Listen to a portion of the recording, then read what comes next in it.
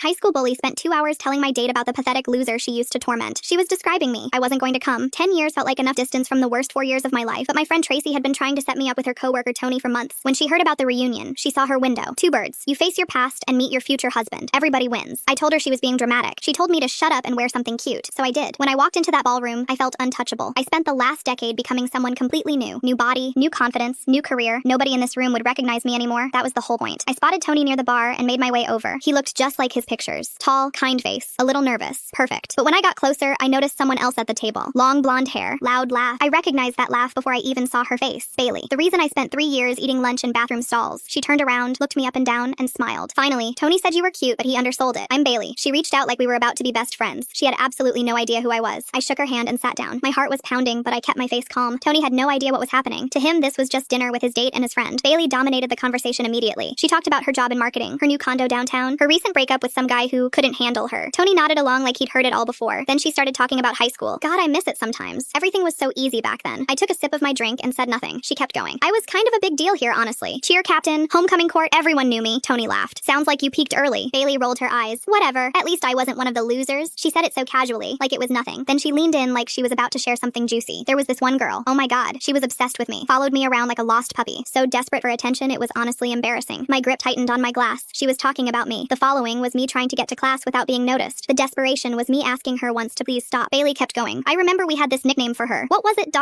She snapped her fingers trying to remember. Trash can. That was it. Because she always hid by the dumpsters during lunch like a literal raccoon. Tony looked uncomfortable. That's kind of mean. Bailey waved him off. It was high school. Everyone was mean. Besides, she made it so easy. She was like this sad little ghost that nobody wanted around. I sat there listening to her describe the worst years of my life like they were a funny story. She had no idea the ghost was sitting right across from her. Bailey was still laughing at her own story when Tony cleared his throat. So whatever happened to her? Bailey shrugged. No idea. She transferred senior year, I think. Probably still a mess somewhere. She looked at me and smiled. Anyway, enough about ancient history. Tell me about you. Where'd you grow up? I set my drink down. Here, actually. Bailey blinked. Wait, you went to this school? I nodded. She leaned back and looked at me again. Harder this time. That's so weird. I seriously don't remember you at all. What year did you graduate? I told her. Same year as her. Her smile flickered. Okay, that's crazy. I knew everyone in our class. What was your name back then? I told her my name. My full name. The one she used to say in that mocking voice every single day. Bailey's face went pale. Her mouth opened but nothing came out. I watched the recognition hit her in waves. First confusion, then shock, then something that looked like fear. Wait, no. There's no way. I didn't say anything. I just sat there and let her put it together. Tony looked between us completely lost. Bailey's voice dropped to a whisper. Your trash can? I smiled for the first time all night. I go by my actual name now, but yeah, that was me. Bailey looked like she wanted the floor to swallow her whole. Oh my God, I didn't. You look so... She couldn't finish. Tony finally spoke. Wait, this is the girl you were just talking about? Bailey didn't answer. She didn't have to. The silence said everything. Bailey rushed out without another word. Tony watched her go, then turned to me. Everything she said tonight was fake. The job, the condo, she lives with her parents. I smiled. Turns out the ghost had a better life than the queen.